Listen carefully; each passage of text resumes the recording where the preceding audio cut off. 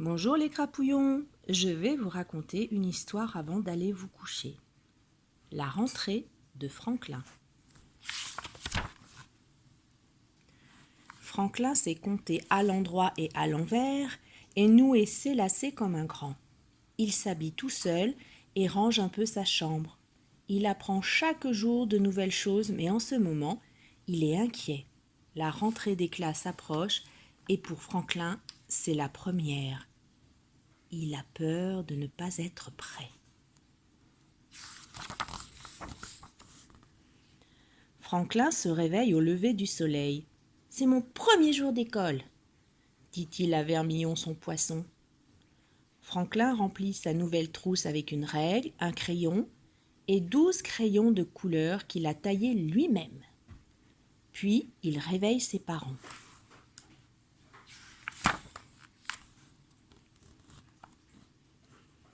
« Dépêchez-vous, dit-il, je ne veux pas être en retard à l'école. » La maman de Franklin regarde le réveil. « Ouf, mais même l'instituteur n'est pas levé à cette heure, rit-elle. Il est trop tôt. »« Tu m'as l'air bien excité, dit le papa de Franklin. Franklin hoche la tête. « Ça, c'est vrai. » Il est si tôt que Franklin a le temps de prendre un bon petit déjeuner. « Pour aller à l'école, il faut avoir le ventre plein, dit son papa. Mais Franklin n'a pas faim. « J'ai déjà le ventre plein, dit-il. On dirait que j'ai avalé une tripotée de grenouilles. » Sa maman lui fait un câlin. « Moi aussi, ça m'est arrivé le premier jour d'école, dit-elle. Mais cette drôle de sensation a disparu bien vite, heureusement. » Franklin grignote. Il vérifie et revérifie son cartable. Finalement, c'est l'heure de partir. À mi-chemin de l'arrêt du bus, Franklin se tient le ventre et gémit. « Je ne veux pas y aller. » Son papa le prend dans ses bras. « Je comprends, dit-il. Moi non plus, je ne voulais pas. Regarde, tous tes amis sont là. »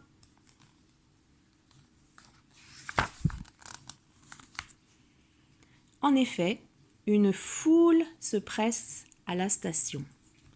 Des frères, des sœurs, des pères, des mères accompagnent les petits écoliers. Lily Castor a emporté son livre préféré. « Je sais le lire, affirme-t-elle. »« Tout en entier ?» demande Martin l'ourson. « Oui, répond-elle fièrement. Franklin frotte son ventre. Les grenouilles le chatouillent.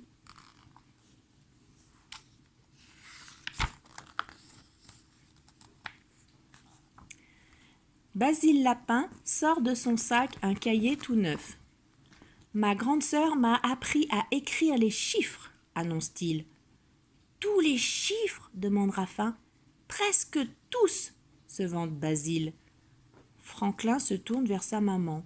« Je veux rentrer à la maison. »« Nous viendrons te chercher après l'école et tu nous raconteras tout ce que tu auras fait aujourd'hui, » répond-elle fermement.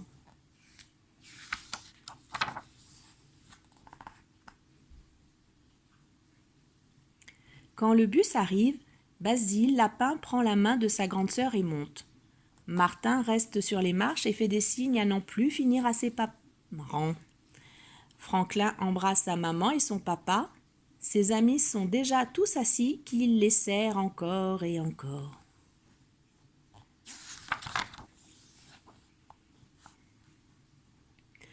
Une fois le bus en route, Franklin regarde par la vitre. Il ne sait pas s'il est vraiment prêt à commencer l'école.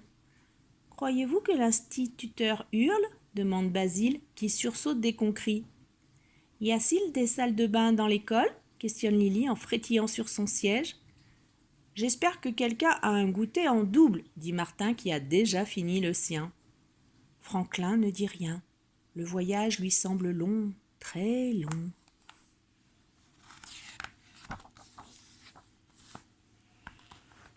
À l'arrivée, l'instituteur les attend devant la porte de la classe. C'est Monsieur Hibou. Il leur dit bonjour d'une voix douce. Il montre où accrocher les manteaux et où s'asseoir. Il indique à tous la salle d'eau, les toilettes, puis offre à chacun un morceau de fruit. Martin et Lily commencent la journée dans le coin écriture-lecture.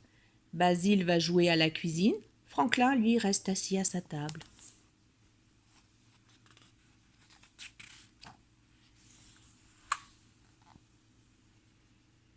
« Que veux-tu faire aujourd'hui » lui demande Monsieur Hibou. « Je ne sais pas, » dit Franklin en se tâtant le ventre. « Je ne sais pas écrire tous les chiffres comme Basile, et je ne sais pas lire comme Lily non plus. Basile et Lily apprendront encore beaucoup d'autres choses à l'école. Et toi aussi, » lui dit l'instituteur. Franklin commence à griffonner sur une feuille de papier. « Je vois que tu es un vrai artiste, » dit Monsieur Hibou. Franklin se redresse sur sa chaise. « Je connais toutes les couleurs, » aussi dit-il. « Quelle est celle-ci » demande Monsieur Hibou en tendant un crayon. « C'est un bleu spécial, » dit Franklin. « Il s'appelle le bleu turquoise. » « Eh bien, maintenant que tu m'as appris quelque chose, » dit Monsieur Hibou, « y a-t-il quelque chose de spécial que je pourrais t'enseigner moi aussi ?»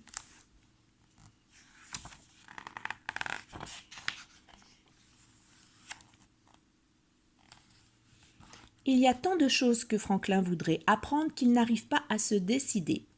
Finalement, il demande à Monsieur Hibou de lui lire son histoire préférée. Ensuite, il construit un château de cubes. Plus tard, il rend la monnaie à la boutique et fait 4 belles peintures. Une pour Monsieur Hibou, une pour lui et 2 pour ses parents. Il passe une journée merveilleuse. Franklin s'assoit au fond du bus pour tout le chemin du retour.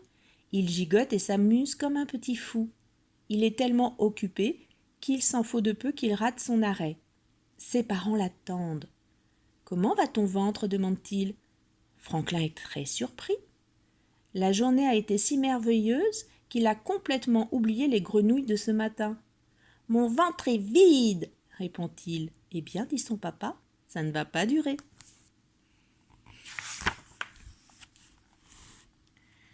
« J'ai fait ça pour toi » dit la maman de Franklin en lui tendant son goûter préféré, un flan aux mouches.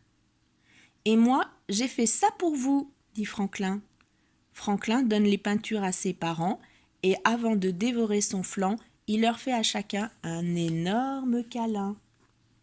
L'histoire est terminée. Bonne nuit mes petits crapouillons.